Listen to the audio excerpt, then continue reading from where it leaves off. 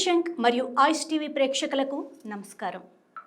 బేసిక్గా మనం చేసుకునేదాన్ని పెళ్ళి అంటాం, కానీ దేవతలదైతే కళ్యాణం అంటాం. మరి అలాంటి కళ్యాణంలో ముందుగా చెప్పుకోవాల్సింది సీతారాముల కళ్యాణం మరియు శివపార్వతుల కళ్యాణం. మరి సీతారాముల కళ్యాణానికి అంత విశిష్టత ఎందుకు?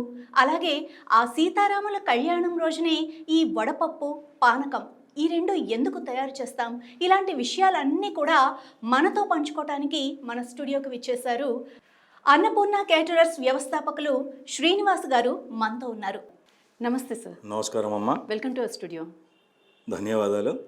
ముందుగా భక్తి శంక్ ఛానల్ ప్రేక్షకులకి శ్రీరామనవమి శుభాకాంక్షలు. మీరు చెప్పినట్టుగా కళ్యాణం అని చెప్పారు. నిజంగా కళ్యాణం వైభోగం అంటే శ్రీరామనవమి, చైత్రమాస శుక్ల నవమి నాడు శ్రీరామ జననం జరిగింది. అదే రోజున మనం కళ్యాణం జరుపుకుంటున్నాం. కళ్యాణం రోజు వైభవంగా కళ్యాణం చేసిన తర్వాత భక్తులందరికీ ఇష్టమైన పానకం వడపప్పు, అంటే ఇది రాముల వారికి ఇష్టమైన పానకం వడపప్పు అని చెప్పి నైవేద్యం పెడతారు. పెట్టాక పెళ్ళికి వచ్చిన వాళ్ళందరికీ గ్లాసుల్లో బౌల్లో వడపప్పు పానకం ఇస్తారు. ఈ రోజున మనం ఏంటంటే పానకం ఎలా చేయాలో చూద్దాం. ఆ పానకానికి ఎక్కువ ఏం అక్కర్లేదమ్మా. మనకు కావాల్సింది ఏంటంటే బెల్లము, ఇలాచి, మిరియాలు, అంతే.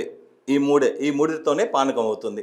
ముందుగా మనం బెల్లం నానబెట్టి పెట్టేసుకున్నాము.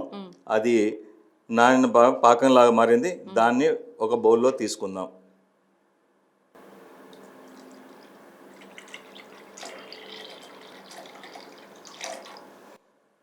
తర్వాత దానికి కావాల్సినంత ఇలాచి, ఇది సువాసన.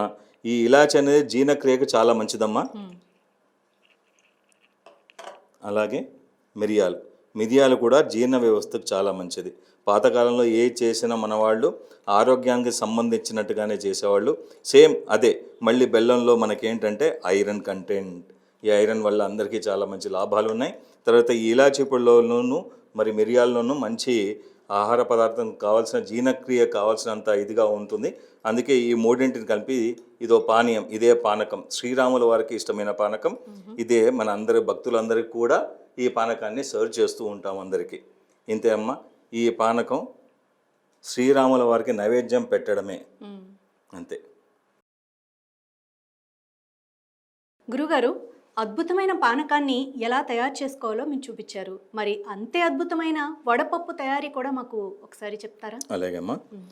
పూజ స్టార్ట్ అవ్వగానే, కళ్యాణం స్టార్ట్ అవుతున్నప్పుడే మన వాళ్ళు ఏం చేస్తారంటే పెసరపప్పు నానేసుకుంటారు. పూజ అయ్యే టైంకి నానిపోతుంది. నీళ్ళన్నీ తీసేశాక సింపుల్ అమ్మ. దీంట్లో ఏం లేదు. మామూలుగా అయితే జనరల్గా పెసరపప్పు మామూలుగానే పెట్టేస్తారు, వడపప్పు పానకం అంటారు.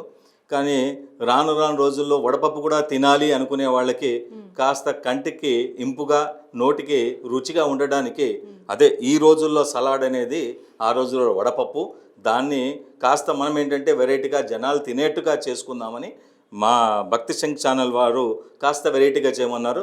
దాన్ని కాస్త వెరైటీగా ఎలా చేస్తాను నేను చెప్తున్నాను. ఇది మనం నానబెట్టి పెట్టుకున్న పెసరపప్పు అమ్మ. దీనిలో చైత్రమాసం కాబట్టి మనం మామిడికాయలు బాగా వస్తున్నాయి కాబట్టి కాస్త పులుపు కోసం పంటికి ఇంపుగా ఉండేట్టుగా బాగా కాస్త మామిడి ముక్కలు, తర్వాత క్యారెట్ తురుము. ప్రస్తుతానికి అందరూ క్యారెట్ జ్యూసులు అని పడుతున్నారు. సో అట్లా కాకుండా ఏంటంటే మనం వడపప్పులో వేసినా ఇది ఒక వెజిటేబుల్ లాగా ఇది కూడా వస్తుంది. తర్వాత హెల్దీ కలర్ఫుల్. అండ్ తర్వాత కొబ్బరి తురుము. కొబ్బరి గురించి అందరికీ బాగా తెలిసిందే. కొబ్బరి ఎంత రుచిగా ఉంటుందో అంతే దాని పోషక విలువలు చాలా ఉంటాయి. కాస్త దాని తగ్గట్టుగానే వీటికి తగ్గట్టుగా కాస్త పచ్చిమిరపకాయలు, రుచి కోసం మనము పచ్చిమిరపకాయలు, కాస్త లవణం అదే సాల్ట్. అంటే ఇది మీరు పింక్ సాల్ట్ అని పెట్టినట్టున్నారు, ఇదో పింక్ సాల్ట్ ఏదో సాల్ట్. తర్వాత వీటన్నిటినీ టేస్ట్ మేకర్ ఏంటంటే నిమ్మరసం.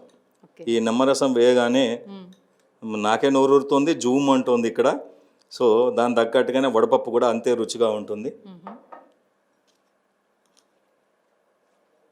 ఇవన్నీ ఏం లేదమ్మా, హాయిగా సింపుల్గా కలిపేసుకొని దేవుడి పేరు చెప్పుకొని మనం వడపప్పు మన సలాడ్లు మనం తిన్నట్టుగానే ఉంటుంది.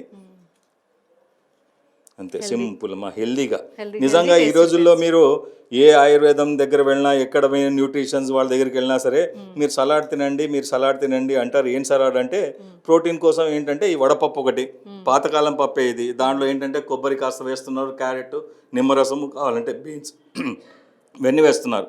అదే సలాడ్. ఇవన్నీ మన పాతకాలం వాళ్ళు ఎప్పటి నుంచో వడపప్పు పానకం చేసి హెల్దీ రుచులు మనకు అన్నీ అప్పగించారు.